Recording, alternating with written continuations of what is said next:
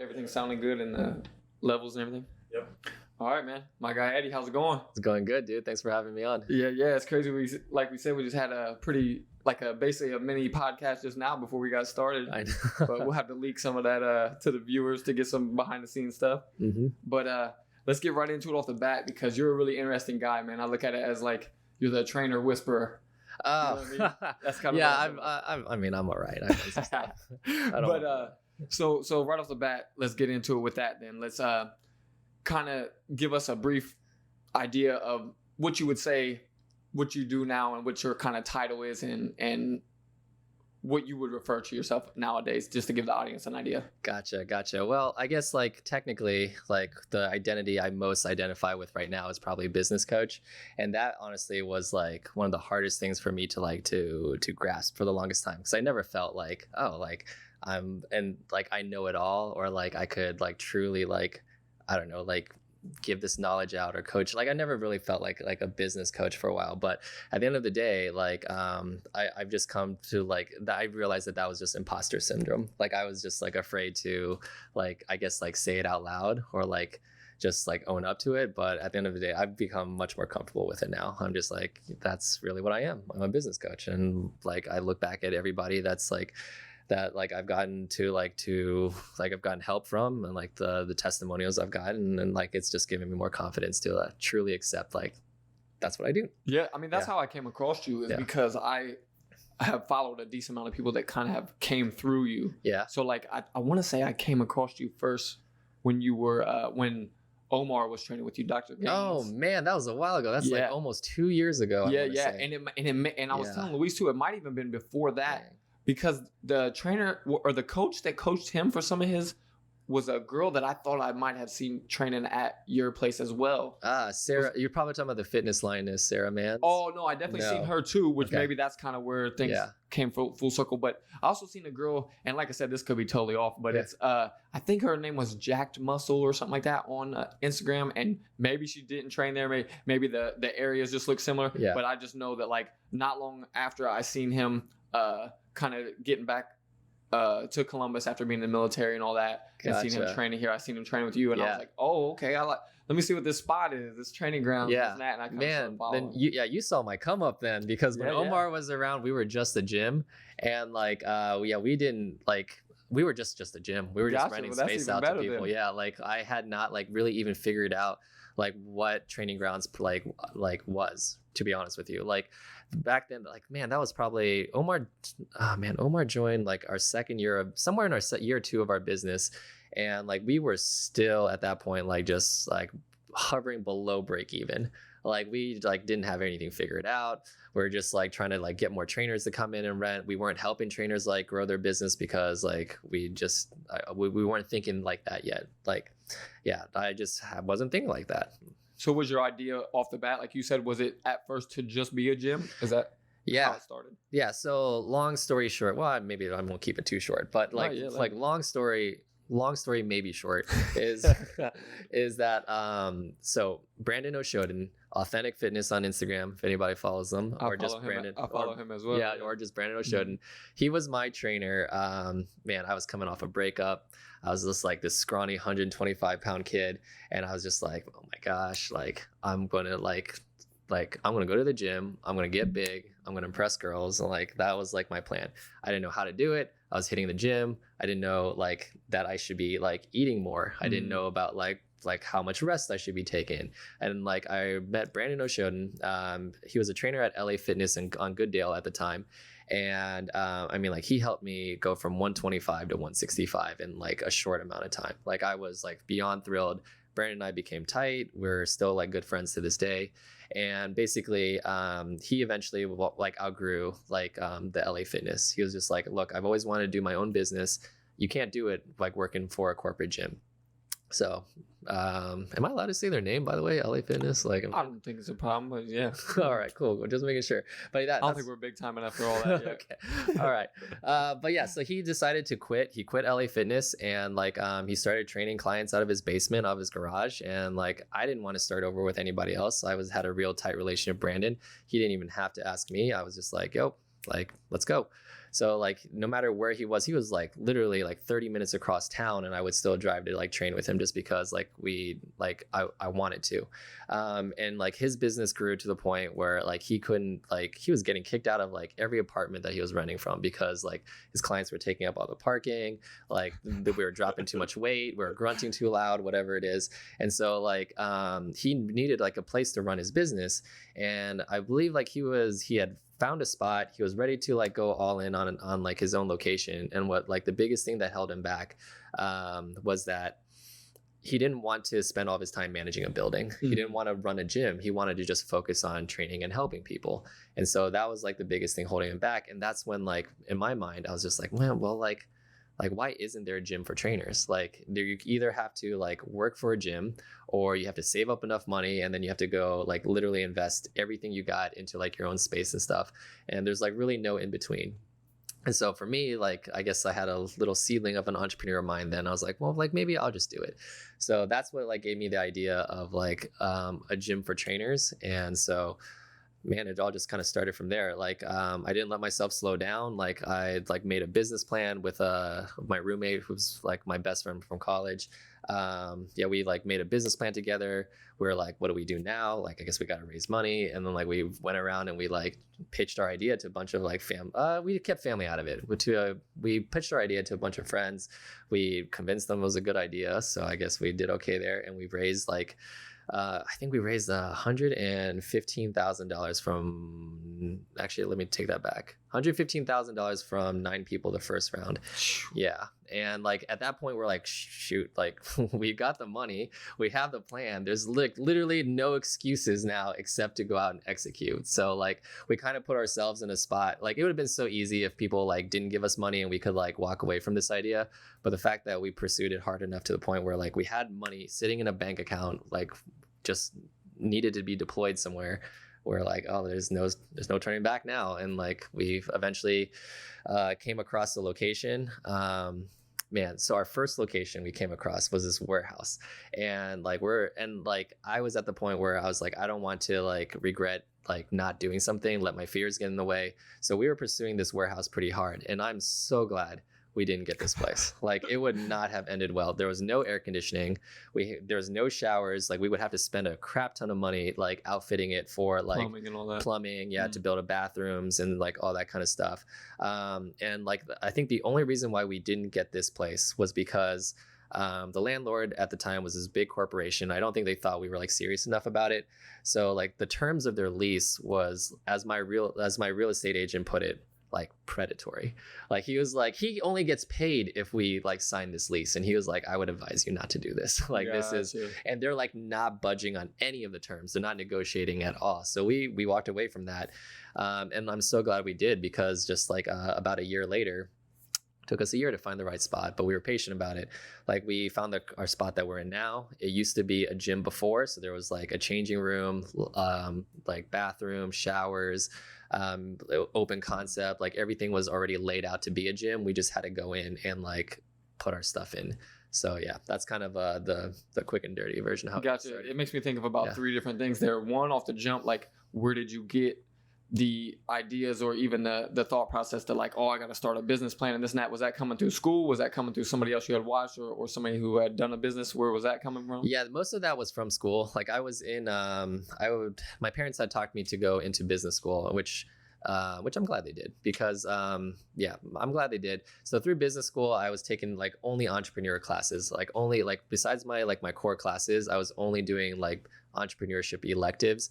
One of them was like a business plan class, and for like our group project, nobody else had a business idea. So I was like, well, let's just write a business plan around my idea and let me go ahead and take that. And so, so we took that was the business plan that we actually took, made a presentation around. My professors were amazing. They were Todd Burnham, the founder of Max and Irma's, and damn, he's going to hate me. Bill Diffenderfer.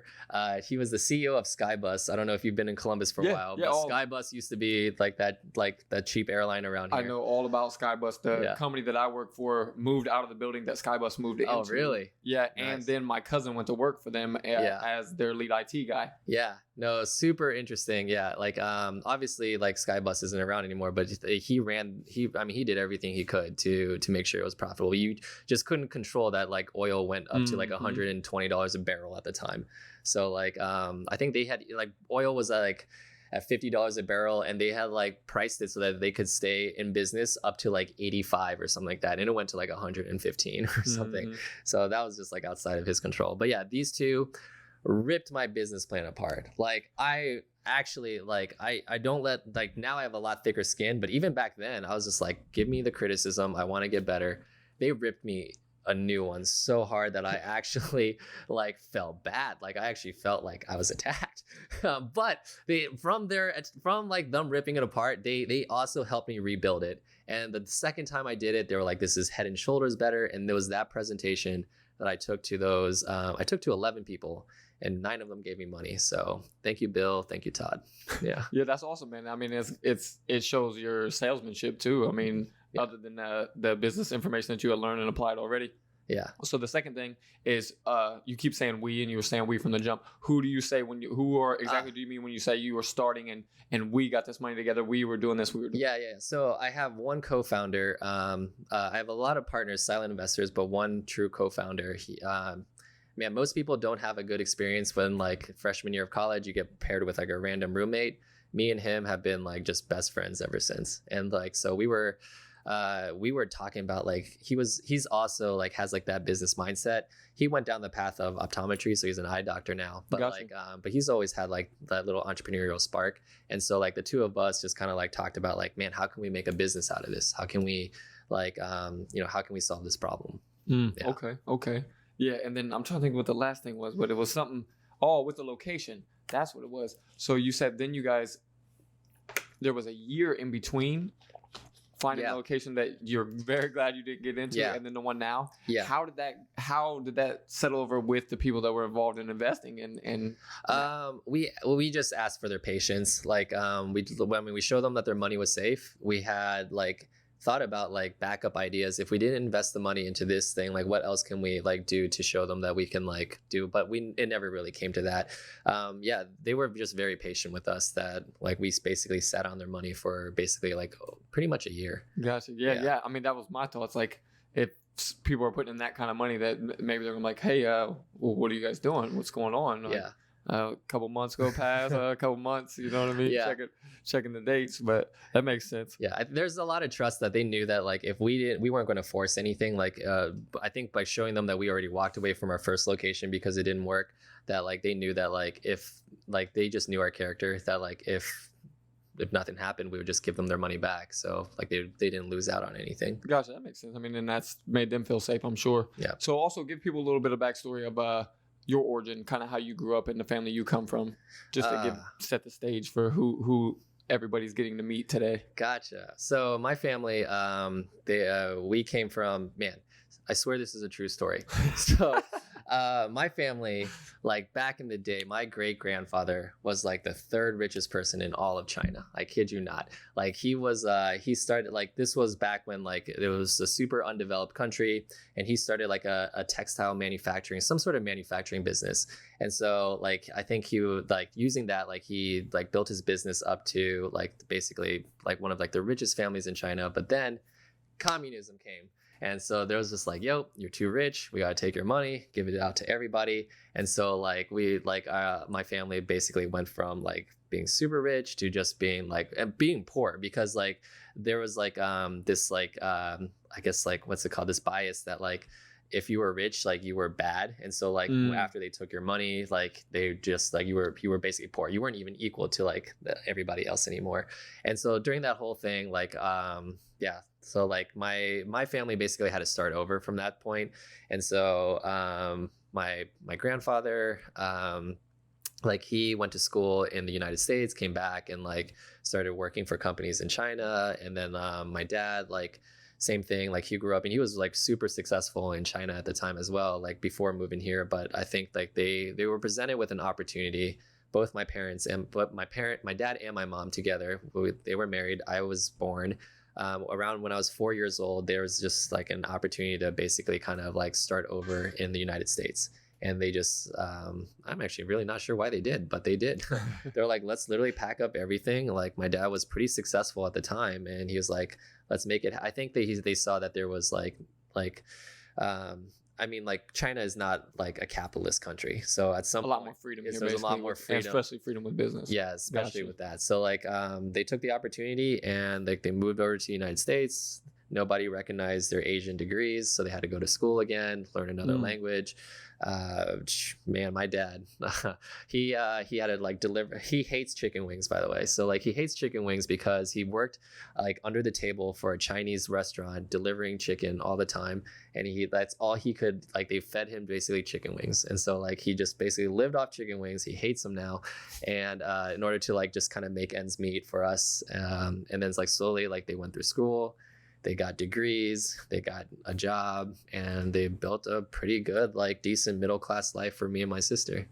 That's awesome, man. It makes me think of the whole like the immigrant mentality that's always talked about, of how they a lot of people that do come over here, they just grind, man. Yeah. And they just make it happen. It's like by any means necessary. Yeah. And just wanting better for their lives and for their families' lives. And I respect it like crazy. I love seeing it. Yeah. I know a lot of times it kind of there's a lot of talk of them putting a lot of pressure on their kids though, because once they've created this nice life, they're like, oh, you better do something good now. And I'm like, absolutely. Did you feel that kind of pressure coming up? Yes, absolutely. I was always compared to like the other Asian kids who are getting straight A's. I did not have straight A's growing up. I was always just like, I was your typical like Asian that had to take like extra math classes, SAT prep classes. It was all about like what school can I get into and all that kind of stuff. And like it really didn't, like that really just wasn't me.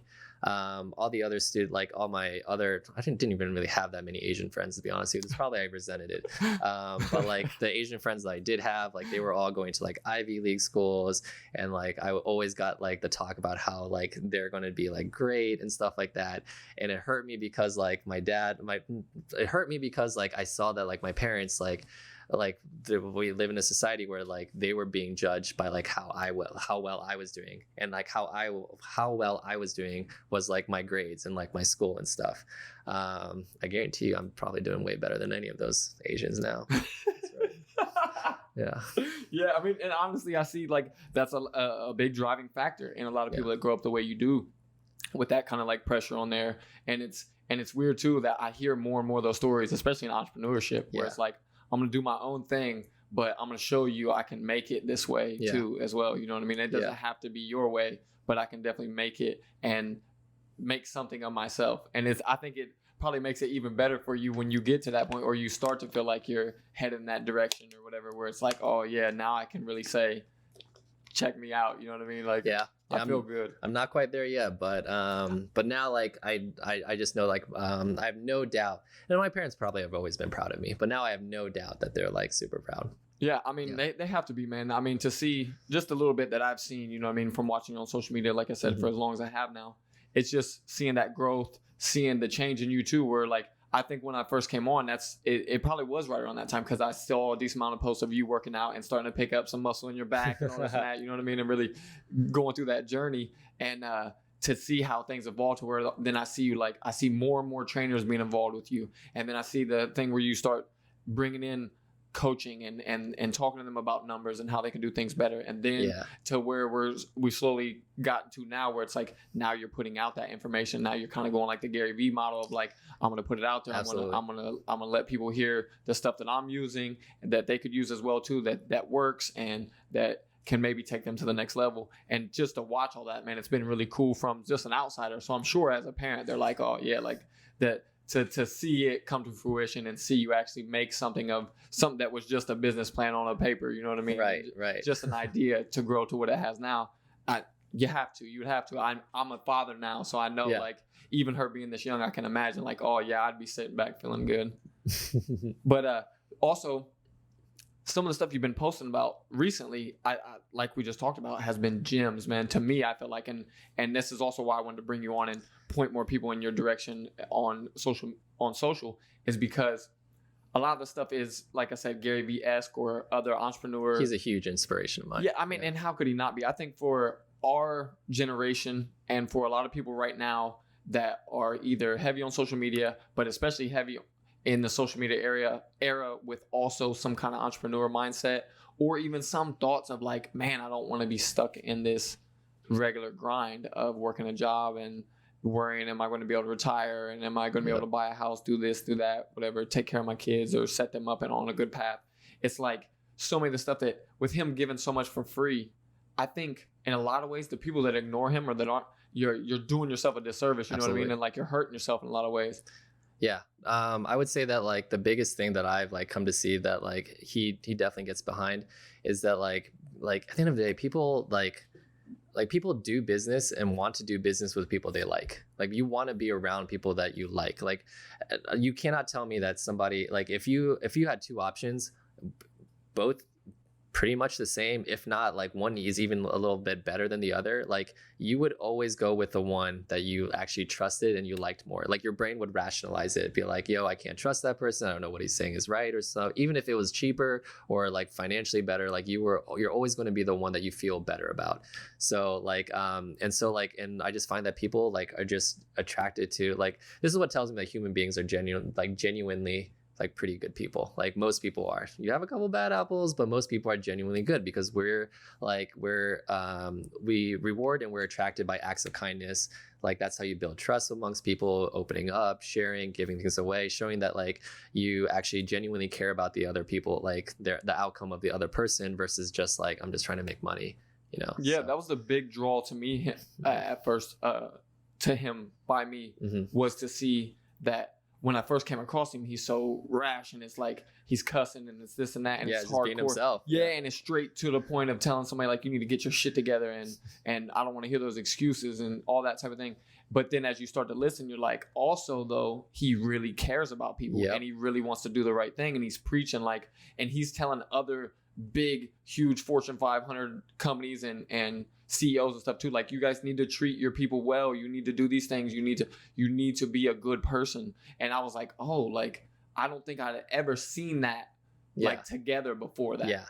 And that's when I was really like, oh, okay, this is somebody who kind of thinks like how I think, or like you kind of see some of yourself in, like, it's like I think really raw and I talk raw to my friends and people like that, but at the same time it's like I do care about people and I do want to do the right things and be a good person and be positive and all that. And it was like, so it was cool. I think a lot of people have latched on to those ideas of him. Yeah. The very first thing content I saw of his was one of his Ask Gary Vee shows. And I'm like, no other entrepreneur, no other business person is literally getting people's phone numbers, calling them and telling them like, here's what I think you should do. Like, here, tell me what's wrong.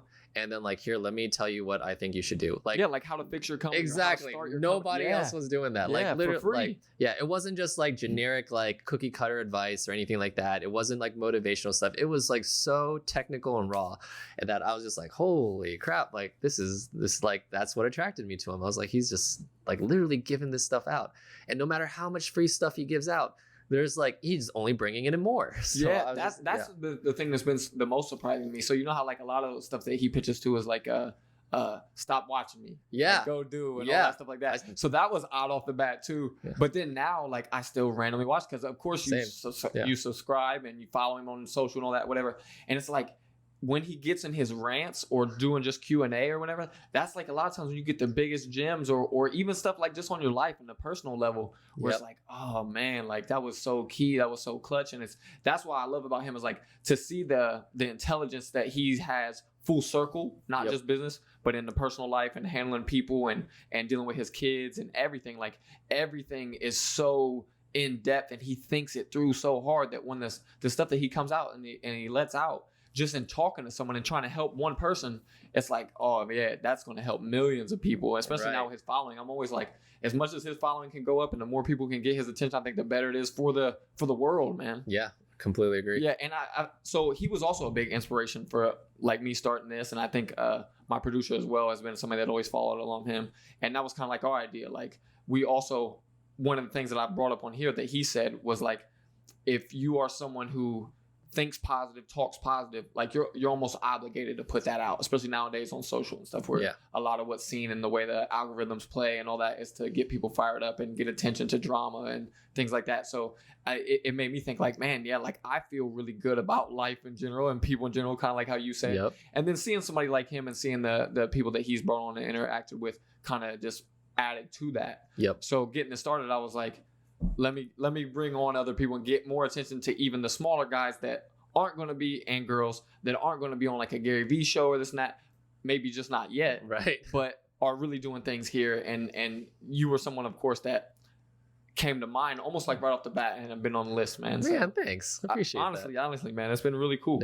But so I thought some of the things that you posted about recently were definitely some of your best things. And so give a little idea, where are you getting a lot of this stuff from now, of like when you talked about like the buyer's journey and things like that or whatever? Are you pulling this from other entrepreneurs or from things that personally, or a collab, or just give me a little idea? Every topic I've ever posted about, and I have this like running list that like I still have like 20 other topics that I could like touch on, but it's all like issues and stuff I'm running into with people that I'm working with, whether that's through the mentorship, whether that's just through people DMing me and like we're just having conversations and people are struggling.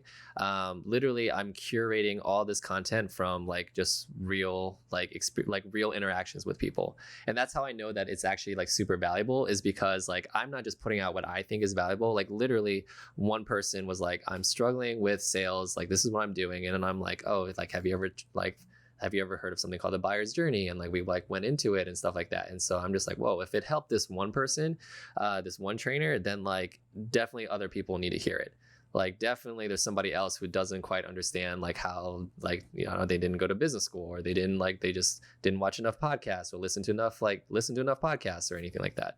So that all my content is really with one person in mind, like maybe two, like, but one or two people like come to mind. I put that out there, and like I know for a fact that somebody out there is also getting like value out of it. I know that this can't be the only person in the entire world, or this my entire sphere that's dealing with this issue. For sure. It makes me think of two things like that specifically. That's something that me and Luis have talked a lot about, is like hand in hand with you saying about you kind of like talking yourself into saying that you're a coach. And it's like the things that you go through and the things that you've learned along the way, there's always someone that's in that same position of the journey. You know what I mean? Looking for that same bit of information or just a little tip or a hack or something that takes it to where they start becoming successful, or they can get past something that has them ready to quit, or whatever the case is. And I think, to me, it makes so much sense when you guys say things like that. Like I didn't feel the confidence, or I didn't, because you always just feel like, well, I'm just me. This is just how I do it. Right. But at the same time, it's like, that's also what it is for someone else. It's just like, they're just learning along the way. A few steps behind you is all. You like, that's like one of the biggest things I've learned is that like, whether you're a trainer, whether you're a coach or whatever it is, like in order for you to be like seen as an expert, like you just have to be a few steps ahead of somebody. Like you just have to help them get through those few steps. And then and that's like where your value is. So whether like you need to lose 20 pounds, I don't need to know how to like put you on a bodybuilding competition or anything like that. Like I don't need to know how to like put your body in ketosis. Like I have one method that has worked for me, has worked for all these other people. Like, do you want to try it? Like, I know how this method works, and it'll help you like lose that. And like, same for me is like, all I've done is just taken what I've seen work for other people that are like just a few steps ahead of these trainers. And like, I just tell them about, here's how they did it. You know, everybody's going to be a little bit different. So like, let me help you adjust like your plan from here to there. But for the most part, like I'm not sharing anything new. I'm really not. Somebody else has already done it, like proven that it works. But I think that goes for everything in the world. So that's why I'm always a little bit against the grain when people say like, oh yeah, somebody's just spitting out information that comes from somewhere else. I'm like, that is the entire, every bit of information in the world, whether we like to think about it or not, most likely has been done somewhere else, talked about somewhere else, thought about somewhere else. Everything is not going to be original all the time, where you just came up with my whole thing is like, who cares? Like, who cares where it came from? All I'm trying to do is help this person. Doesn't matter that I learned it from somewhere else or I came up with it on my own. Like, who cares? Like, just take it, use it, and help yourself. Right. If it works, it works. So did a lot of stuff with you saying as successful as Brandon was, did a lot of your kind of keys or stuff maybe come from him or watching him a little bit too? Some of it did. I cannot say that like he didn't influence me. Like he had a huge influence on like my mindset on things like that. But it was really just like a conglomeration of like multiple different trainers that I saw like being successful. And under you or just in general? Mostly it was under me. I will say, and I'm not saying that to brag or nothing. Mm-hmm. It was just literally like my mindset at the time. Like I was just so involved, and it wasn't a good mindset. Like I was just so involved with like my gym, what was going on in my gym. Like I didn't reach out, and I probably could have saved myself a lot of time and money and effort if I had just like opened up more and just like networked better.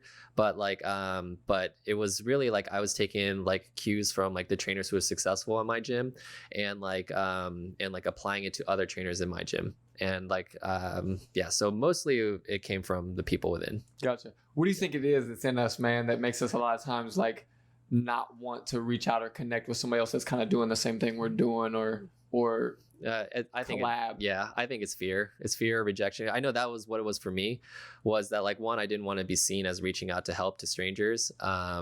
Two, like you didn't want to look at it like, are you saying like you didn't want to be looked at it like a charity case? Or basically like I needed help. Right, I didn't want to like, then that was totally wrong way of thinking about it. Two, like I didn't want to like I had a bad mindset about like feeling that like I was just going to be laughed at, like I was going to be looked at like I was dumb, like I didn't know what I was doing, which I didn't, so like I deserve it. How old are you? I'm 32 now. Okay, so yeah, you're almost the same age as me. Yeah. It's weird too that in the younger generations, it seems that they're more open to the collab, and I don't know if it's because of social. Yeah. And that's kind of been promoted by a lot of your big influencers now. Yeah. And things like that. But it seems that I even noticed in my producer Luis, he's only a little bit younger than me. But then and other people that I've talked to on here and just followed and things like that, it's like I see a lot more people saying like, hey, could you imagine how successful you would be if you and 2 or 3 other people that do the same exact thing you do decided to make a business or decided to work together or kind of partner some way or something. And it's weird for me to see it, like you said, because I kind of always had the similar mindset of you of like, it's like, man, when you're doing something, you don't want to be looked at as some chump, but you also, you know it could help. You know what I mean? Mm-hmm. And you're bumping your head on things, and it's always a struggle to learn the knowledge without having a mentor or anything too. Because like, did you have any type of mentor or anything? Or I didn't, and I wish I had. I did. Like I honestly wish I did. It was but the biggest part was like I was still like had the mindset of like I'll just do everything myself. Like I'll figure it out myself. I'll learn myself. I'll just figure it all out. Because like I don't know. Like I didn't want to like look dumb to others. I didn't want to pay for help. I didn't want I just didn't want to. I was just so by myself, and that was completely the wrong way of going about it. Like I did this like personality test a while back, and like I like tested as like an 88% introvert. Like it was just like, yeah, most people don't believe that, but I'm only loud and I talk about things I care about. But if you want to talk to me about like the weather or like shows, like I'll just be like, cool, yeah. Oh, I understand totally, because I have to imagine when I first started this, I guarantee there was a bunch of people that was like, hold on, he's going to start talking, because in my circle and dealing with the people that I'm close to, I'm very vocal. Yeah. But for the most part, like in a crowd and around people I don't know, I'm just sitting back. Yeah, I'm just sitting back and kind of absorbing and watching the scenery and taking things in and kind of almost sometimes on edge and things like that. So I mean, it makes sense to me. Yeah, I understand fully. Yeah, that was my problem. I was just like, I'll just figure this all out myself. And like for the first like literally 2.5 years of like of training grounds, like we were just like not profitable. We were either just, for the first year we were just losing money. The second year we were like covering like just under break even, and then for like half of that year we were just like, sometimes we were over, some months we were over, some months we were down, like some months we were just like sitting around break even for the first 2.5 years.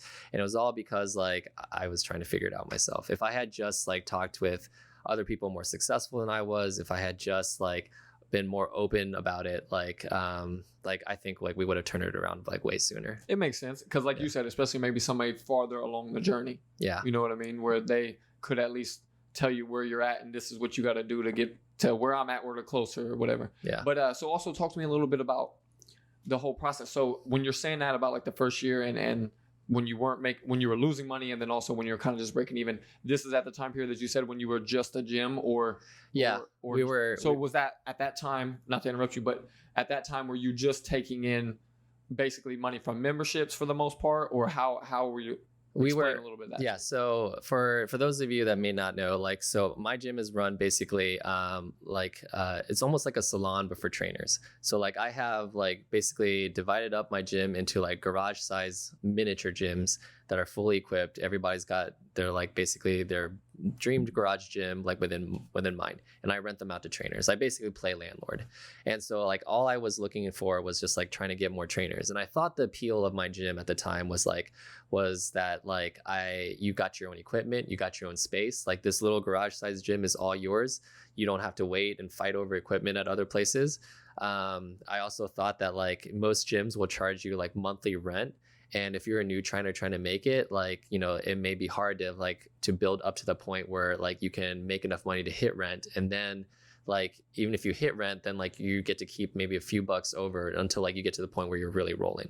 Now, like in my place, I was like, we're just going to charge people hourly. So that way there's no way you can lose money. Like this is how much I charge, $20 an hour. As long as you charge more than 20, you're making money. If it's 30, 40, 50, like whatever it is, like you're making money in this way.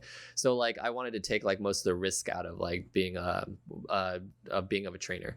Now, the problem with that thinking is that like equipment and space not what makes a gym special. Like no matter like, yes, my setup was unique and it was like kind of cool. And yes, like my pricing structure was like maybe a little bit better. It was like fair. But at the end of the day, like that's not what trainers actually want. Like I thought trainers wanted equipment and space. What trainers really want is that like they love training. They just want to know that like they can they can train people and actually make a living off of it. Like it's not going to like be something like that, like they need another retirement plan, or they need like, or they're just going to scrape by. Like so like they wanted to know like literally like, can I make a living as a trainer? And ever since I started like promoting my gym and showing that I can help trainers like grow their businesses to 6 figures or beyond, then that's when like everything kind of changed. Like people were like, oh, it's not just equipment and space anymore. Something over at training grounds, all these people are successful. All these people are like just rolling in clients all the time. Like there must be something going on in that gym that like it's not happening at other places. So that's when like we really started to attract like more and more trainers coming over. Right. And you're being kind of modest there, but that one thing at that gym is you. I guess. I mean, I think it is. I can't say it's entirely me, because I will say that the other part that really attracts like any business, any service-based business, is like a community. And like nobody wants to do things alone, right? Like you can't tell me people won't pay for relationships, because that's literally what Match.com and eHarmony is. And like those are the 2 largest dating websites in like the world. So like people will pay for relationships. And so like I get told all the time, like, you guys are like the only gym where like people actually seem to like each other. Like that's, I kid you not, I get a lot of messages from like other like trainers would be like, yeah, like we hardly ever talk to each other at my gym. Like we kind of see like people are always like closed-minded. They see each other as competition. Nobody's helping each other out. Like we like literally, it's like just an open share of information at this place. Has that been a little bit of luck, or has it been mostly because of the people you've chosen or allowed to come through there? I think it's because of like the culture that we set. So like, right. Yeah. But so that's why I say you. Yeah, I guess. You see what I'm saying? That's why I say you. That's because you are the one who oversees that and kind of feeds that good monster. You know what I mean? Yeah. Of having that vibe and building those kind of relationships. How has that went for you? Have you had some people that you had to get out of there because they were kind of negative to what you were doing, or have you been pretty lucky with that? We've been pretty good with that, and I think it's really because like business, like if you are going to be like a lone wolf, it's just super hard in business. Like it's just like if you're not good at making relationships, if you don't play nice with others, like especially in a service-based industry like personal training, where like I said, people do business with people they like. Like if you're just not genuinely like a nice person, if you're fake about it, like your business just isn't going to do well. So most people, like I've never had to really like kick out or anything like that, is just because their business will flounder on its own. And like, and then they're just not training anymore. Gotcha. Yeah. So it kind of takes care of itself. So let me ask you something, getting right into the details of that, what you just said and what you've brought up multiple times when you say people liking people is what brings the business in. So what do you think is like one of the big key factors Is it just authenticity? Like, what is it that it maybe creates that of creating an audience that likes you? Yeah, I think the biggest, or a customer base, I should say. Yeah. Sorry. No, it's mainly I believe it's just if you have the other person's best interest at heart, if you're not doing it for money, like if you're focused on the money, like it just becomes so obvious that like you see as somebody as like a kind of like a paycheck or something like that, and it's just not very genuine, it's not authentic. So it is a bit of authenticity, but like you genuinely have to like really like care about somebody to the point where it's like, I'm not doing this for money. Like the money part, a lot of times, like for trainers, like if you're not thinking like this and you're a trainer out there, or even if you're just a business out there, a service-based business, the money isn't really for, like, yes, you're getting paid, but really the money part is to keep like the client, like, what's the word I'm looking for? It's to keep them accountable to themselves. If it's free, it's too easy to walk away from. If it's cheap, it's too easy to walk away from. But if you know that you're investing X amount, like this X hundreds of dollars every single month into like your health, into your fitness, like you're going to show up, you're going to like participate, you're going to like on days that you like feel like eating a pizza, you're going to be like, no, like I've worked this hard on my goals and stuff, I've invested this much. And so like that's where like the mindset I try to like instill on people, like we're not doing this for the money. Like yes, we're going to get paid at the end of the day, but if you focus on the money, if you're just counting like how much money you have, like it's going to come across that way, and you're going to just like, people pick up on that. People are quite smart subconsciously. Even something will feel off, or just like, oh gosh, like I don't know, I don't like, maybe I'll talk to another trainer or something. Right. And I think that's what's hard about when you either hear someone or follow them or watch them online or however you come about them, and the way they talk and everything is kind of like, it's almost like you don't feel like they're connected. Like, are you really talking to me right now? Or are you talking like to a camera somewhere that I don't see or don't know about? And I always tell people, like, I love when someone just talks and it's just authentic, and it feels like you're talking to them as if they've always been your friend or always been someone that you've known, and just lets it go. And that's another thing, like the whole Gary Vee thing and a lot of other people who just kind of let it fly, is I think that is starting to like come to a head nowadays in social media, especially because it was like, I think probably when of course it's probably something that everybody knows and says now, but when it first came about, everybody's trying to put on a show like this is your own personal TV channel nowadays. But then as it went on, it's like, oh no, people want to just see the raw. They just want to know you. And for me, I feel like seeing that in you is another thing. Like, so that's probably a lot of how you've gotten some of the success, or I would guess some of the success in your trainers and stuff, is that they also can pick it up from you.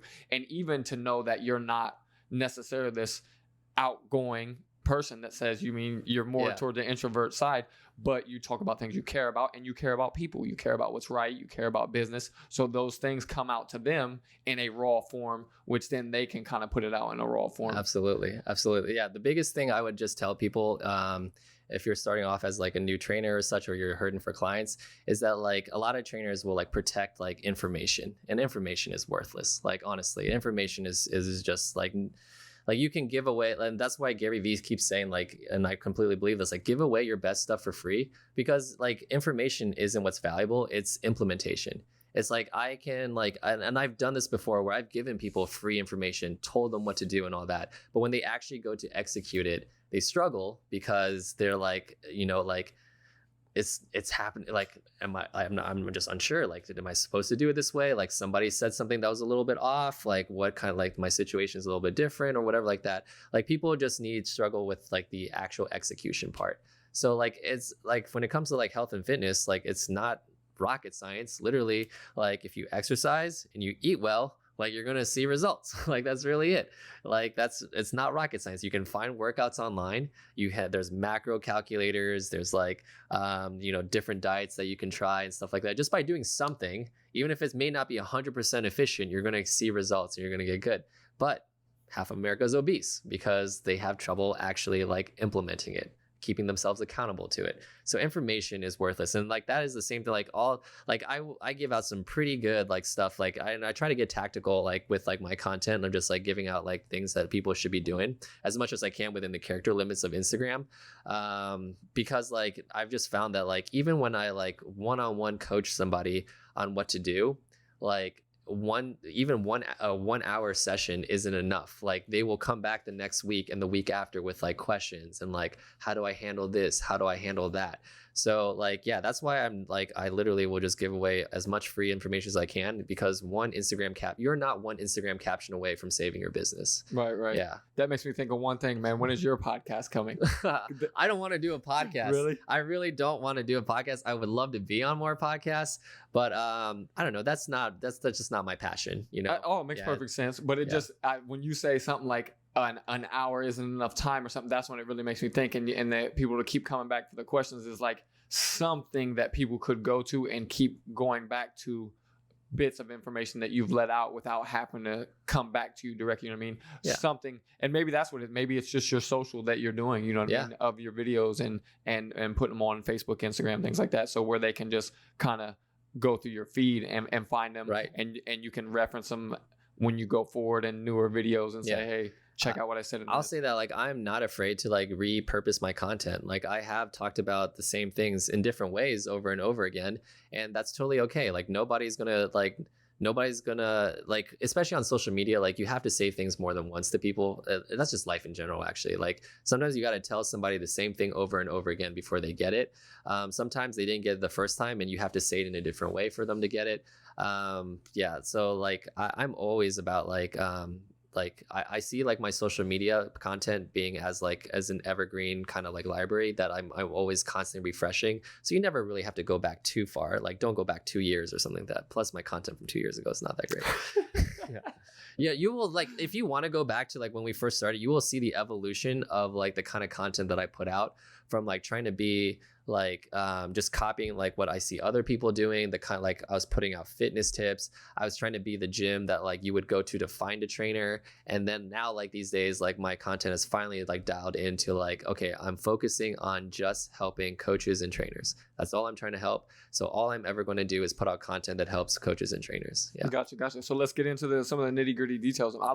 One thing I will say is I love that even though you say introvert and all this thing, your confidence on things comes through in a lot of things and I think that's because you took on that mindset of speaking on what you know, or speaking on the things that you have actually the experience in, as opposed to, like you said, maybe early on just trying to do what others were doing and things like that. It's like now that you're actually talking about things from your personal experience, that confidence can just come through and deliver exactly what needs to get to the people. Yeah. After seeing it work so many times, like you just can't help but realize that like, oh, like I guess I do know something. Right. So then that makes me think of something that, like I said, it's always Aaron wants to know as well, but I think the people want to know. So give me a little bit on like some of your biggest turnarounds, some of your biggest breakthrough like trainers of some of the big jumps that they've made, and what do you think it was in those specific cases?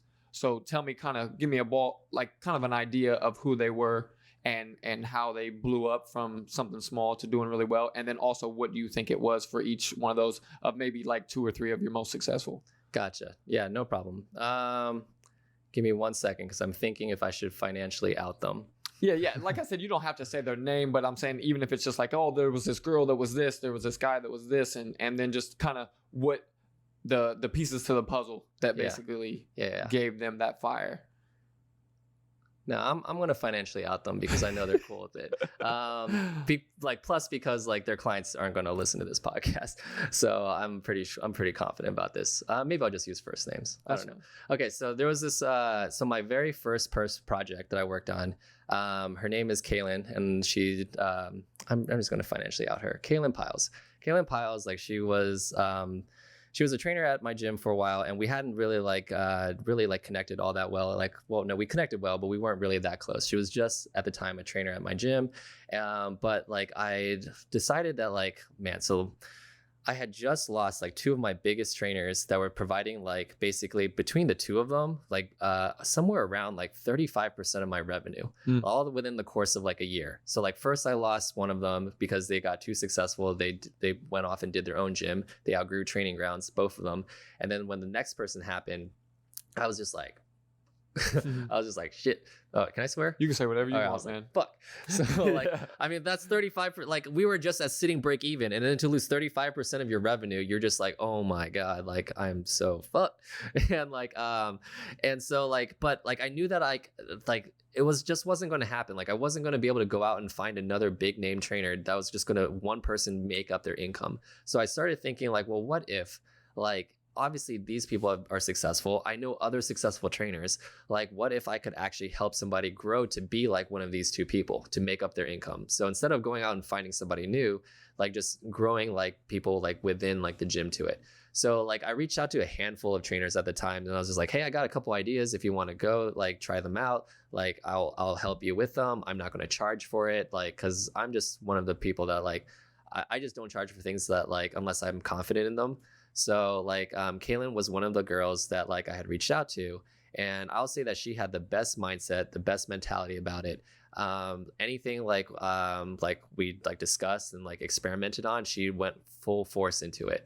Like she really just trusted me blindly. Like at the time, like I really was just kind of like unsure. Like I wasn't sure if it was going to work. I was only taking what I saw work for other people, and I was just like, how can we take this to apply to you? And it wasn't always perfect, but she always had a great mindset about like cool, like what if we change this about it? What if we change that about it?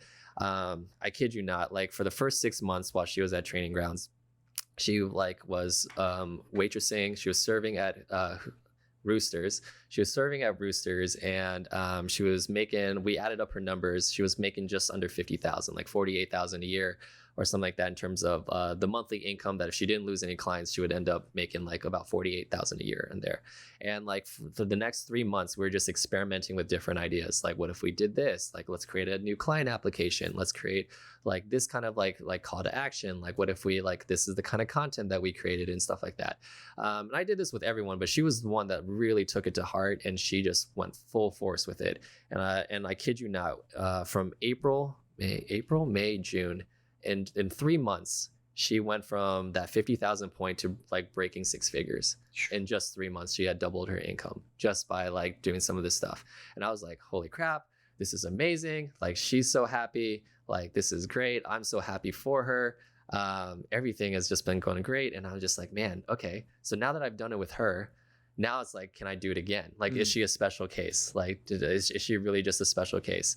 And so that's when like I started like I found more people to help, and I used like what I learned from Kaylin and applied it to them. So Jacob Power is another one. So Jacob Power, like I had reached out to him on Instagram. He had decided he was doing nothing. He wasn't training anybody, and he was like, yeah, I've always wanted to be a trainer. And like we got to talking, and like I put him through like the first iteration of the mentorship basically, and like I did for free again. Like I just did it for free because I wanted to prove that I could do it again. If I could do it twice, then I feel pretty good about it. And so like he was another successful person, but from July when he joined through December, basically like he was like basically stuck around like $2,000 a month, $2,500 a month, and like he just wasn't really like going like anywhere. He was stuck. But that's like really what we were playing around with different things. We had this like workshop idea that like he hosted a workshop. We were talking about like different ways to like to grab influencers and things like that, and like how to like attract more people. Finally, we found this one strategy that like finally like everything just clicked. Like and like throughout those 6 months, like he was just learning with like, how do I close people? How do I bring people in? Which strategy should I use? So like for the first 6 months, it looked like he was floundering, and like he will tell you that like there were times where he was just like, man, everybody's doing so well, I'm not. But finally, like everything just freaking clicked with like one strategy. He was literally one strategy away, and we just had to keep trying things that didn't work until we got to it. And when it finally got to it, from January, like he was just showing me a screenshot of this, literally like from January to March, his income doubled and then doubled again. And he crossed the 6-figure point like in April. Like literally from January, like he went from $2,000 a month to over like 10,000 now, like just by awesome. Just by that. I had another trainer out of Springfield. His name is Ryan. He had been a trainer for, he had been a trainer for 8 years. he told me his tax returns last year said that he made $30,000, and he was literally on the verge of quitting training because he didn't have a job. His health was in shambles. He didn't have health insurance, so he was going to go find a job just to get health insurance. And he kind of like and like at this point we were charging for the mentorship now like a pretty nice sum. And but he took a shot at it. He saw how like successful these like other trainers have been. He took a shot at it, and I kid you not, I don't want anybody to think this is common, but he went from making like the clients that he was like averaging about 30,000 a year. He crossed 130 in 7 weeks. In less than 2 months. This guy, like, it was crazy. But I will say that like for him though, like because he had been a trainer for so long, he had all that experience. I was gonna ask that. Yeah, he was really just like one or two to three like little tweaks away. All he needed was a few little tweaks to his mindset, he just needed like a good sales strategy, and how to close people. Like really, like when we gave him a strategy, when we told him how to close people, and when we helped him through some of his limiting beliefs about like what was possible, like literally in 7 weeks, like he was just like, well, I have 4 more clients this week. Like, oh my gosh, I don't know. And like he went from 4 like every week he got like 4 new clients until he had like over 30.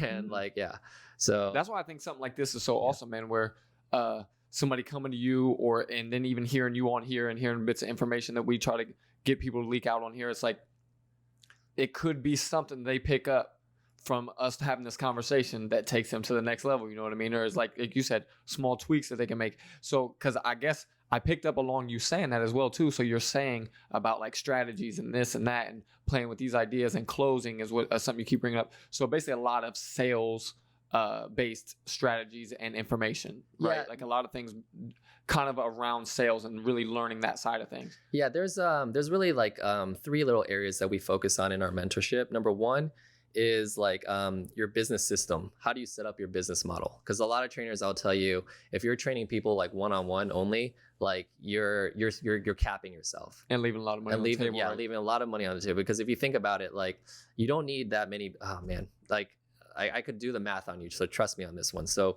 if you only need basically 20 people in Columbus to make 6 figures. Like Shoo. That's literally it. If you have 20 people paying you on average $400 a month, that's $8,000 a month. You take 8,000, you times 13, not 12, because you bill every 4 weeks, not every month. So everybody thinks there's 4 weeks in a month anyway. And so you can actually like little pro tip, squeeze in an extra billing cycle that way. But yeah, so like 8,000 times 13 is 104,000. You only need 20 people, but you can't train these people one-on-one. Like if you have 20 clients one-on-one, on average, they're going to train with you twice or 3 times a week. If they train with you, like say 2.5 on average, what's 20 times 2.5 is 50 hours a week of just training. And that's like a perfect schedule. If you can get people to actually fit like right after work, before work, and then like exactly during the day and stuff like that. And then like after that, like you still have to spend your time like building your like administrative stuff, billing, and like marketing and social media content, and like reaching out to people, and like then like living your own life and stuff. So like one-on-one training is like one of the biggest things where I see where people aren't like setting up their business model right for success. And so like we the first thing that we do with like trainers is like we kind of look at your business model and we show you like how can we make it so that way you can actually scale to 6 figures but still live your life. And I do that by like showing them how Kaylin, Jake, Ryan, Michaela, and like other like trainers that we have that have proven that it works because they're at that point and beyond. So like I show them how they run their business. Not everybody's going to run their business the same way, but the core backbone is essentially the same. And so like I show them like how to build your backbone like theirs. Like this is how they bill people. This is how they write their contracts. People don't know how to start an LLC. Do I need a lawyer for an LLC? You don't. Do I need a lawyer to write a contract? Are you ever going to actually sue somebody? If you're not actually going to ever sue somebody, then what's the point? Find a template, write it up yourself or something. All kinds of little stuff. So how do you do your check-ins? How do you do a welcome email? Like all these little things of like setting up your business model right. The second thing that we'll go into then is like the marketing side. And like on the marketing side, like when it comes to the business, like you really just need 3 things. You need a consistent, predictable lead flow. So like leads or prospects coming in. If you don't have people to close, like nobody's coming to you and being like, I want to train, then like you don't have a business. And then if you can't close them, so the second thing you need is like a sales strategy to actually close these sales, like a selling system. And so like we started teaching a friend of mine who created the 3-step selling system. So like he created this 3-step selling system. We started teaching like the trainers the selling system, so that way the people that you are able to bring in now, like you can close them at like basically like a 90% close rate.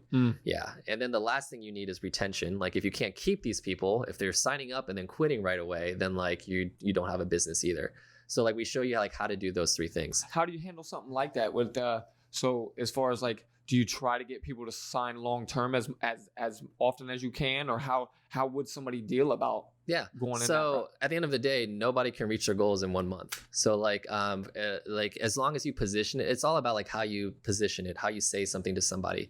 So like if you talk to somebody about their goals and you like in your professional opinion, you genuinely think it's going to be like, if you do everything I say, maybe you give yourself a 20% room for error because not everyone's going to be perfect. It's going to take about anywhere from like 8 to 9 months for you to reach your goals. Then like I should sell you present to you a 9-month package, a 9-month program. So like I should get a 9-month commitment from you, because if you're not going to commit for 9 months, then like why are we even here? Like I don't want you to come in, try this for 1 month, 3 months, and then just like waste your money and quit, you know?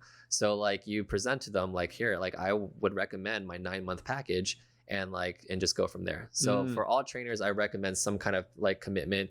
I know trainers that will do 3, 6, 12-month commitments, trainers that will do 4, 8, 12. And I know some trainers that will do like just a 6-month minimum. Like you have to have a 6-month minimum before like you quit. Yeah. And that makes sense to me as well, as someone who has kind of went through a similar journey as you in the fitness of being really small and then adding pounds and weight to consistency and working and trying to eat right and all that, is that you're not going to get those results in no time. Yeah. Like if you're working with a right trainer or following the right ideas and all that really hardcore, yes. But I feel like that thing you said about accountability when you put the money to it, that hit with me so hard when you said that, because I've had probably a good somewhere in between 5 and 10 people hit me up in the past year to 2 of asking me to train them or to work out with me. And I've been like, well, I'm not a trainer and I just want to help you out. So like, just let me know, or let's do this, or how about we go this route, or hey, start with just getting all this junk out of your house and trying to get real foods in your house. Like I'll just start with the bare basics of like just trying to help them out and set them on the right track. And almost everybody just faded away. Yeah. And it makes sense now too that you say that. Like, so that's why it makes so much sense. Cause it's like, if I would have said like, oh yeah, like, okay, I'll do it for like $100, or I'll do it for this, or I'll do it for that, they probably would have, because they don't just want to take that money and like basically wipe their ass with it or throw it away. It's like that it clicked really hard with me when you said that. Right. Yeah. That's what I meant by like, the money is not for you. The money is for them. The money is for them so that they don't quit on themselves. They don't walk away. And that's the same thing with a 9-month commitment, a 12-month commitment. Like this commitment is for you. It's not for me. Like I'm going to live just fine whether or not you're in shape or not. Like, because I know I'm going to show up like every day to make sure you have all the tools that you need. You have all the resources you need. I'm there for you. But at the end of the day, like I can't make you do it for you. You know? For sure. The money is just there to help you like make sure you do it. For sure. That was one thought I had as like somebody who's thought about becoming a trainer and things like that. Is like my thought a lot of times is like, man, how do you get it to where you're dealing with people that are actually serious about it? You know what I mean? Because it seems that there are so many people that for a day, for a week, for a time period, think that they want to try to get in shape, but are they really going to do it? And my thought was always like, man, that would be something that I know if I got into that business, that's something that I would really have to focus on, of like, how do you get the clients or create them or turn them into someone that's committed? And for when you said the money really like does that turn in a lot of ways, made it, I mean, it just clicked like, okay, like that's the turning point. And that's kind of, and it's not going to hold everybody accountable. You're going to have some people that have disposable income, or that just, they're like, man, I don't care how much I spent, I can't do this anymore. Like, and that's why I've always thought like, for some of your trainers that are the type that want to just brutally kill people in the gym right off the bat, I'm like, I don't think that's your best idea. Yeah. But it's weird in some cases, because some people love it. Some people love it. Yeah. My wife, and I don't know if you feel this way, but in females, it seems to be a little bit more along that line. That's kind of like a workout that they latch onto a little bit more, is like the boot camp style, or the like, let's just I want somebody to kick my ass, you know what I mean? Yeah. And that guy is more like, man, let's build this muscle, let's get this kind of look, you know what I mean? That type of thing. But that's just been my experience. Do you think that as well or no? Yeah, in general, I don't know if there's that much of a difference between guys and girls, but I know that like in general, like because most people aren't educated about like what a good workout is, like the only indicator that we really have as just like a normal human being without that knowledge is like, how sore do I feel? If I feel sore, it's like, oh, I must have worked hard. Like I kicked ass, I threw up. So I definitely put in the work today. Gotcha. So yeah, that makes a ton of sense, man. That makes a ton of sense. So one thing that I'm big on and that I wanted to start implementing more into the podcast is something that I always say online. It's like I picked it up from Goggins. I don't know if you're familiar with David Goggins, but he's somebody that Rogan mentions a lot. We talked a little bit about Rogan. Oh wait, that name sounds familiar. I know Navy I probably. Yeah. Okay. I think I read like a book like with him or something like that. Yeah. He has a couple of different books that have done really well or whatever. Yeah. But one of his big things that I latched on to hardcore was do something difficult every day. And I latched on to that after like doing random things of like building this studio or working on things on my house or getting a really hard workout. And I started realizing like just accomplishing something in a day, especially if it's something difficult. Yeah. It changes your whole mindset. And a lot of times if for some reason you slide into a day where you don't get shit done, you feel like crap and you feel like a loser a lot of times. And you're like, especially if you've been consistently working. Yeah. And so I picked that up of like, oh yeah, do something difficult every day, like anything. And that's kind of how he put it across. Like it could be anything. Is there something that you kind of put to yourself and hold yourself accountable of like, man, if I don't do anything today, I'm at least doing this? Yeah. So I started this thing I picked up from another podcast. Andy Frisella is like the founder, the owner of First Form, the supplement company. He has a podcast called the MFCEO Project, and episode 107, because I know it, is just something called the Power List. And that's what I do is that like every day I write down like my daily to-do list, and like I have to get at least 5 things done. If I don't get 5 things done, like I put it on my wall. I have this, like my office is literally covered in post-it notes of either wins, W's, or losses, L's. And if I don't get it done, I don't get 5 things done, then it's a loss. And if I get all of it done, then it's a win. And it's like a visual track of like how well I've done. And like there will be times where like it's really useful because visually I can go back every day when I put up the post-it note. I see that like, oh, like I've been racking up win after win after win. I'm doing good. Or I see that like maybe I had 2 L's back to back, and I was like, oh shit, like I gotta step, like something's gotta change and stuff.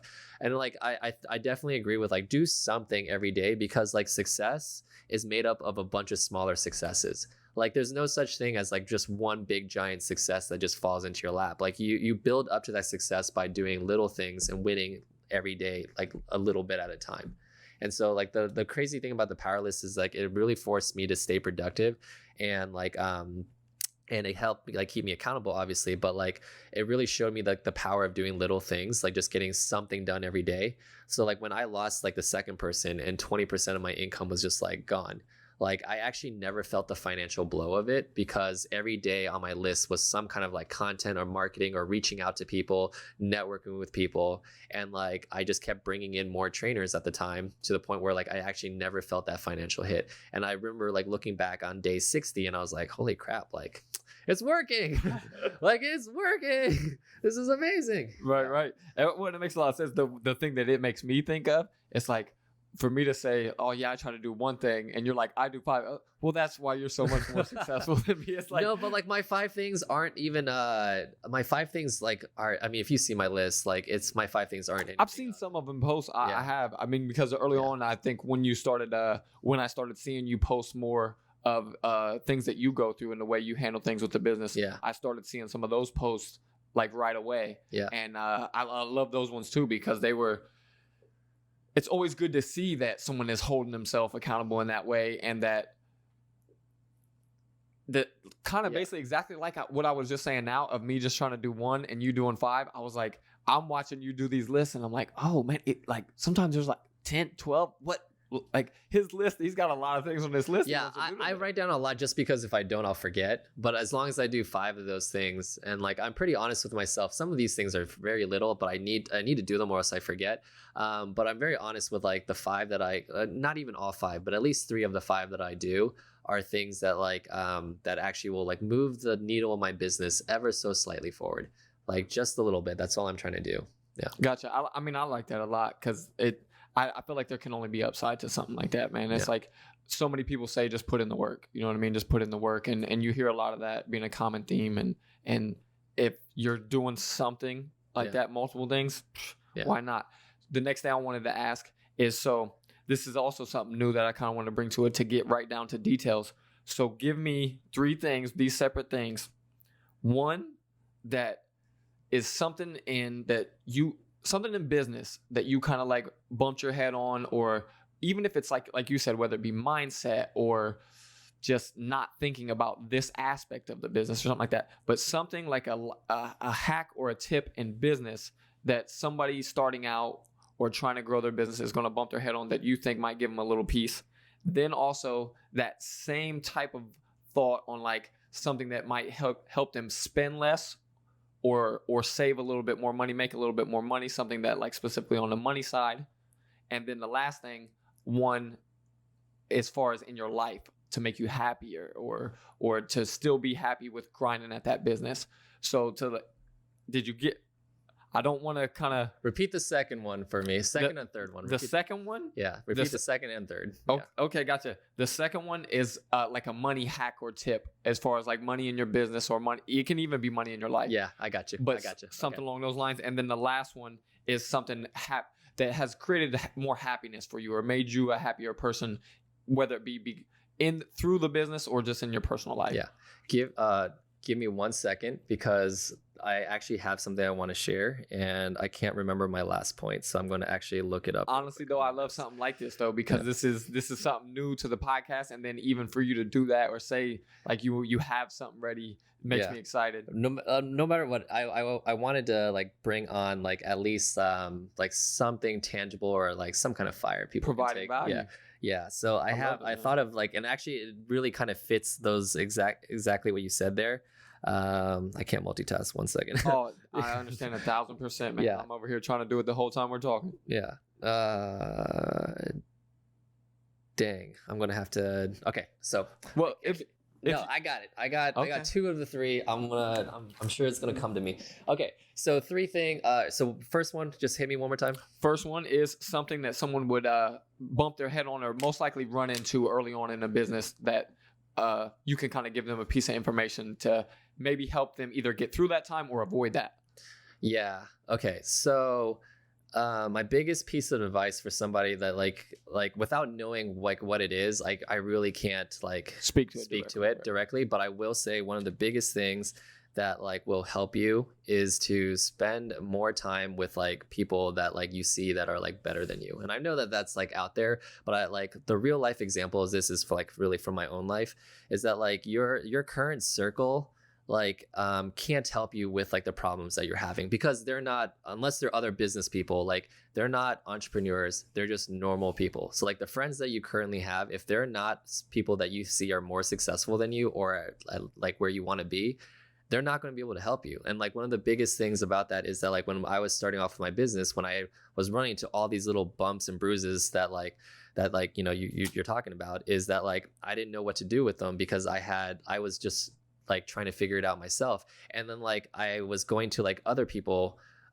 who didn't know how to run a business, who weren't in my shoes, who've never been in a situation like that. And they were also just kind of just like literally like just shooting from the hip. And so like you just had a bunch of like, I know I was gonna say idiots, but you basically were like a bunch of idiots trying to figure like something out. Like, you know, like it doesn't matter how many idiots there are in the room, like it's just not gonna work.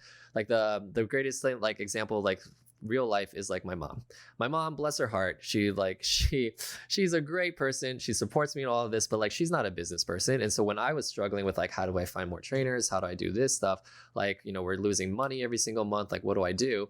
Some of like the ideas like my mom had was like, well, why don't you go and hire a trainer and then tell them about your business and like quit? And I'm like, that is one, deceptive. 2, that's not a good way to start a business relationship with somebody, like off of a lie or like a deception like that.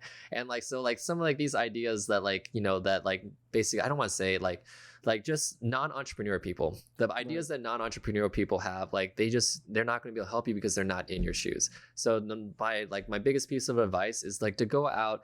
You don't have to hire a coach. You don't have to like find a mentor necessarily like that to invest money in something like that. But just like literally surrounding yourself with more and making friends with like other people who have done it or are trying to do it.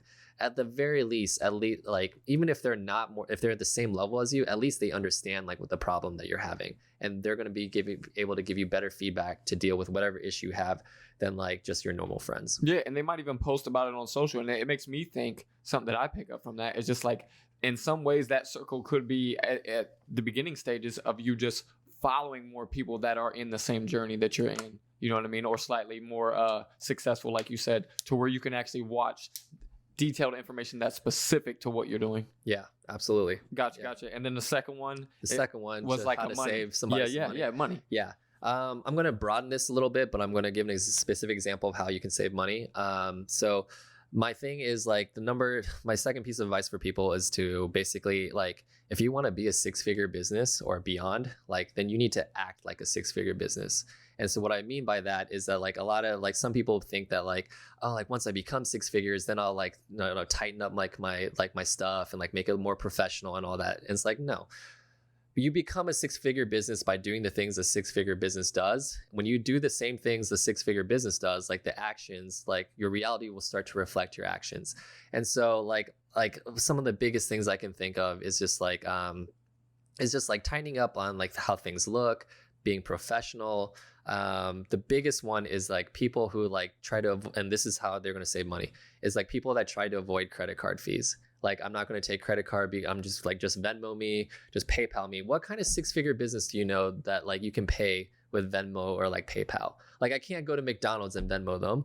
Like, I can't go to the movie theater and Venmo somebody. Like, I can't pay Netflix through Venmo. Like you can't do that. And so like, but like that's how people are behaving, and all because they're worried about losing out on 3%.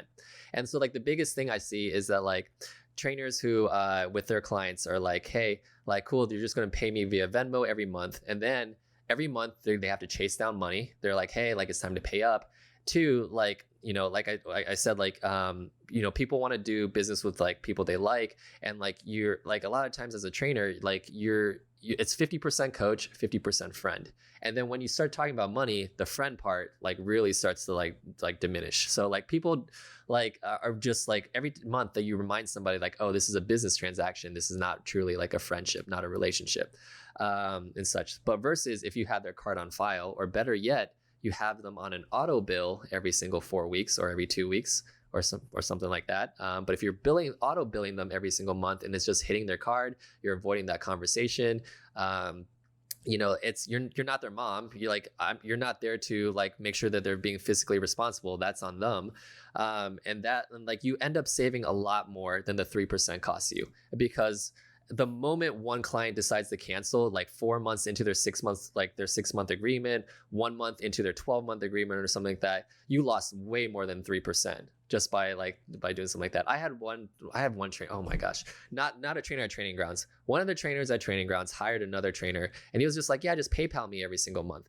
And he or she thought that like, because that's the way I've taught business and that's how they run it, that like when they input their credit card, and they paid the person, that they were just auto being billed every month. They went like 7 months later to like cancel their like subscription with this person, realized that they never had a subscription in the first place, that they have been getting like free training for the last like 6 of the 7 months. And that dude I know is just trying to avoid credit card fees. And like, yo, you just cost yourself way more than 3%. And I know that that's not the first time that's happened, because I actually do know other trainers that have hired this person. True. Yeah. So and it makes a ton of sense to me. That's another thing that just clicks so hard, because I think about what you were saying as far as like, you don't want to turn that relationship into them thinking of you in a negative light. Right. So like when they hear from you out of the blue, it's just to discuss money, and not that it's just to discuss money, because you're going to talk coaching and things like that, but to kind of like get hit with that little negative thought or negative feel every time, like, oh, money, like, oh, I do got to pay that over and over and over, as opposed to it just coming out without being seen or talked about. Exactly. Gotcha. Yeah. And like Brandon and like a bunch of other people have always said like, how you do one thing is how you do everything, and I completely agree with that. Like if you are not acting like a 6-figure business in one area that may not seem to matter, let's say you do charge people with like recurring subscriptions, you have their card on file, but you're like slacking in other areas where maybe like your stuff isn't, you're sending them like Word documents instead of like I don't know, like just instead of like professionally looking, like things like that, you know, like it all carries over. I'm not going to say these things make or break your business, because they really don't. But like if you're slacking in one area like that, like it definitely carries over into like other areas of your business. For sure. And one of the things that also made me think of right off the bat is like, so I've been a person that as a consumer, when I go to buy something or sign up for something, the payment options that are presented will a lot of times make me not go through with it. Because if it's like, if they don't accept the one that I am the most comfortable with or am willing to use, then you just lost my business. Yeah. So that makes a ton of sense in that aspect too. So go ahead and go with the last one too, then, of something that you've kind of learned along the way to give yourself like a happier life, whether it be through your business or just overall in general, but like something that you've learned through this journey. Yeah. So I have really, like, the day my business turned around, and like the trainers who are the most successful, and I won't just say financially successful, because I do know a bunch of financially successful trainers that may not be at their happiest, but the happiest, most successfully financial trainers that I know, we just stopped worrying about money. Like I kid you not, like the day I stopped caring about money with my gym and just focused on making sure I had the best product and the best service, like somehow money just came to me.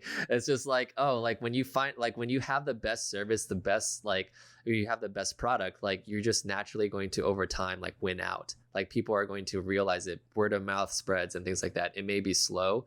It may be slow. It may take a little bit longer, but at the end of the day, like it just comes, and you're just happier because you're literally doing things because you genuinely like to do it versus for the money. So I just find that like when people are like focused on money, like you tend to actually like repel away like money.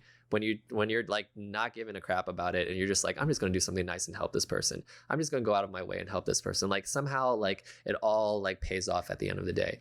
So my biggest thing, like if you are going to, like if you want to like be happy and successful, successful and like be financially stable, like just help people and like focus on like making sure that they have the best experience of their life. Yeah, for sure. I mean, it makes a ton of sense, as well as I've said it to a lot of other things, because I've seen a little bit of that in my life, and I'm sure a lot of people, like you said, a lot of people say that on social as well too, and put that out there of like when you're doing the right things, kind of it just the things you're looking for and wanting and working towards kind of just come to you. And a lot of people, I think, look at that as like, that's craziness. Like you're it must be nice. It must be nice that you're one of those people that how it works out. But it's like, are they putting in the time to really make sure that's what they're doing? And I have realized with this, like, that's why what created some of the questions, like I said, that I just gave you being newer questions, is because like I want to try to get more to the details and more to giving some quality out of the interview as much as I can, and really providing some value. So that's why I love that you said that was one of the big things you want to do on here, was make sure that you did something that gave like a big piece of value or a big impact. Yeah. No, like just to go a little bit more on that last point, like if you're doing like, here's where I see people go wrong a lot, is like when they have like money as their objective, when things don't work out right away and things don't pay off right away, they bail on it. So it's just like, hey, like, you know, like try like run like posting consistently content. It's like, oh, Eddie, I tried posting for like a week and like I didn't get any new clients. Like you did it for a week, and like you're not being genuine about it either. Like you're literally posting because you want money in return, or like you're expecting something to pay off. Or they're like, hey, Eddie, like I tried this strategy where like you go out and you like talk to all these people, and like all the conversations are just kind of like dying or something like that. It's just because like you did it with like you're so attached to the outcome. The outcome is just like getting paid, versus like the outcome just being like somebody walked away and saying thank you and remembering you for like when they are ready to purchase. A lot of people, like I cannot tell you how many times somebody has been like, yeah, this person said no to me, and then like 3, 4, 5 months later, New Year's comes around or something like that, and all of a sudden they're like, hey, you know what? I'm ready to make that change now, because you did something nice for me back then, because you gave me that free workout, because like I didn't feel that you were trying to even sell me anything. Like I thought of you first. That's awesome. Yeah. Yeah, that's a good one too. So what's next as far as you personally or training grounds, man? I mean, what's on your mind? Because I feel like people like you and entrepreneurs, it's always like, I'm working towards this, or this is kind of my thoughts of where we're going next, or what else I'd like to get into. Or is there anything along that lines that you feel like is what's next for you? Yeah. Training grounds. Yeah. So training grounds, I'm being patient about opening another location. So just like I was with that first one, and like thankfully walking away from like a location that wasn't good, I'm being patient about like just having another one like pop up. Our our Dublin location like that we have is pretty much near capacity at this point. And I don't really want to expand that one anymore. Like I feel like I can make more of an impact and do more by going into another location, whether that's in Columbus or that's somewhere else. I see what training grounds, like I want this to be like a franchise kind of thing where somebody else like buys a franchise and I show them how like I built this up and like how I made it successful. And I really believe like it's perfect for any trainers who are basically on the verge of doing your own gym anyway. If you're going to spend the money to do your own gym, well, then let me show you how at training grounds, you can basically have other people pay for your gym. Plus like you make a profit off of it. While you get to run your business and keep all the money you make from your own business. Like I designed training grounds in a way because I didn't want to spend a lot of time on it. So like I've basically like automated and systemized a lot of this stuff. I have taken 2 to 3 weeks off of even being at training grounds for vacations, for trips. I've probably been on too many vacations this year, to be honest with you. Like I'm actually like people are going to like think I'm a dick for saying this, but I'm kind of sick of traveling right now. Like I just want to get back to the grind. Like I really do. It's so hard it takes you out of your routine. And then like you have to like, it takes time. Like you play catch up and then like you're back in your routine and then all of a sudden you're on another trip. So like, but you're able to do that with training grounds because like I wanted to automate and systemize it so much. And so like, that's where like, I'm just kind of waiting for like the next, like, any trainer like who like the next trainer or somebody who wants like to kind of run their own business, to start a gym. I want to show them like how you can do training grounds and we can partner together on that. My primary objective right now, because like that is more of like a patience game and waiting for like the right situations to happen and really going out and making the right situations happen. But like where like I can make the most impact right now is like growing like the mentorship side of my business. So like I've already helped like numerous people like become like financially successful, and I want to just like expand that. I want to help more people outside of Columbus. I have people in like Missouri and like Virginia and like Pittsburgh, like in like my mentorship. I just want to keep growing and like helping other trainers like be financially like free. And then like my last goal is to like just, this one's the more selfish one. Like I want to obviously like make sure that like my future generations are taken care of. And so like we talked about this earlier, but like literally all my money that I'm making right now, like I'm investing. Like I'm not like, I'm the kind of person that like, if it's in my bank account, I'm gonna spend it. So like I've always had to just like, as soon as like I make money, I have to put it in something that I won't touch. And so right now, like I'm literally funneling all my money into like retirement, like vehicles such as real estate. And so like that's where like I'm funneling all of it. So that way, like I can basically in my 40s, like just do more of what I love to do without worrying about money. Like that is like the greatest thing is like when you can just genuinely help people because you don't care about money, because you're already taken care of, you've got yours, you're good. Then you can like really, truly like just go out and help people. It seems like the happiest people, right? Yeah. I mean, it seems like those are the legit, most genuinely happy people that get to do something that they care about and not have to worry like, oh, I need to market this way. I need to do this. I have to like, show up like this. I have to be fake like this. Yeah, yeah. It's just like I can just do this just straight from the heart because I'm not worrying about all that extra stuff. Right. It makes a ton of sense, man. And I love hearing that. And I love hearing that you have that mindset. I love hearing that everything come full circle of even you to say like with your money, you make yourself accountable in a way by like, I'm going to invest it so that I can't just spend it. It's like everything kind of coming together and seeing how you either are applying things from personal life into the business or things from the business into the personal life to make them work and make them create your goals and your happiness within you, man. So before we get out of here, give everybody an idea where to find you on social and you can find me on Instagram at Training Grounds Gym. You can find me on Facebook under my real name, Yudian Zhang, Yudian. space Zhang. Yeah, those are the two platforms I'm like primarily on. I need to get into LinkedIn. LinkedIn is like a huge space right now where like organic reach is just like going everywhere. So like definitely I need to be on LinkedIn more. Yeah, it's weird how little things hit like that, right? Where it's like it's been around for a while, and it always seemed like what's really going on there? Does it do a lot for small business? But now it's seeming like it is a Microsoft made a safe, like a smart move by actually like going beyond just like a resume company where you just post your resume when you're looking for a job to an actual like a social media site for like business professionals. Like it's like before, I remember when I used LinkedIn, I was only to update, like basically put my resume online. But now like you have like a feed, and you have like posts, and you have like photos, and you have videos. And so like they did a good job of like actually becoming more like a social site versus just like, here's my resume. Right. When I saw that, that's what really threw me off. Like, oh, it's its own little like business and work social media now. Yeah. Which of course is the wave. So why not? Yeah. But man, I appreciate this like crazy. If there's anything you want to say before you get out of here, we can. But if not, man, we can go ahead and wrap it up. I'm so thankful that you came on, man, and that you were even interested in doing this, because I feel like you're someone who is really successful in your space, and to see your growth has been awesome.